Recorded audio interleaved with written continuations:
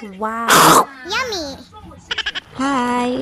Ito ako ngayon, pinagluluto ko yung mga anak ko ng masusustansyang pagkain. Potato, carrots at kamalunggay. Ito yung masarap na breakfast na Yummy! siguradong masustansya.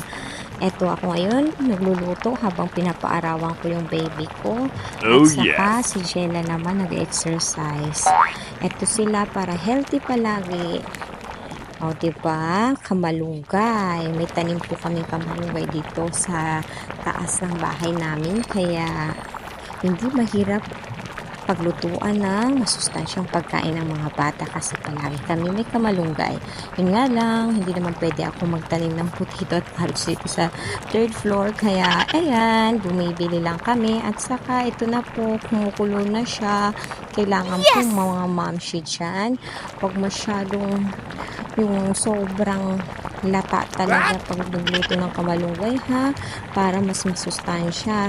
Saktuhin lang po para masarap. Ayan oh, gustong gusto yan ni Jella at saka ni Jelly kasi may 6 months baby ako ngayon. Gusto ko habang lumalaki siya, masanay siya sa gulay. Ayan oh, eto yung mga recipe ko ngayon mga mamshi dyan. Huwag tama rin sa pagluluto ng mga masusustansyang pagkain sa mga anak natin kasi ang hirap magkasakit ngayon, ang mahal-mahal ng mga gamot. At ito na po, i-blend ko na po siya. Paghalu-haluin lang po yung malunggay, carrots at potato. Wow!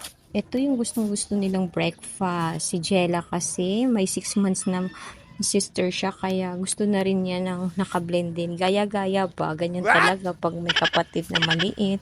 Kung ano nakikita, gusto din gayahin. Dati naman kinakain na yan na hindi na kailangan i-blend. Pero ngayon simula ng yung kapatid niyang kumakain na gusto niya din magpareha sila, nakablend.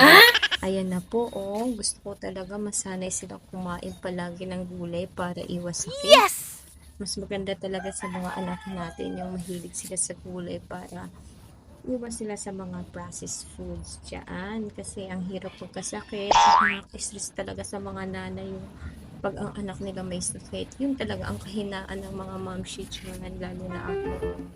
Ayan na po, pinapakain ko na po sila. Oh, tumang-tuwa sila sa recipe ni Mami, diba? Kaya mga momshi dyan, gayahin na po ako. Oh, ganito lang po. Luto lang at i-blend at ipakain sa kanila. Masarap yung breakfast nila kaysa naman kung ano-ano ipakain natin sa kanila sa umaga. Mas okay na po yung mga gulay. Huwag tama rin mga momshi dyan. Palaging tandaan, arawan, exercise, at kakainin ng masusustansyang pagkain sa umaga nila. Yun lang po mga momshi. Thank you. Like and share.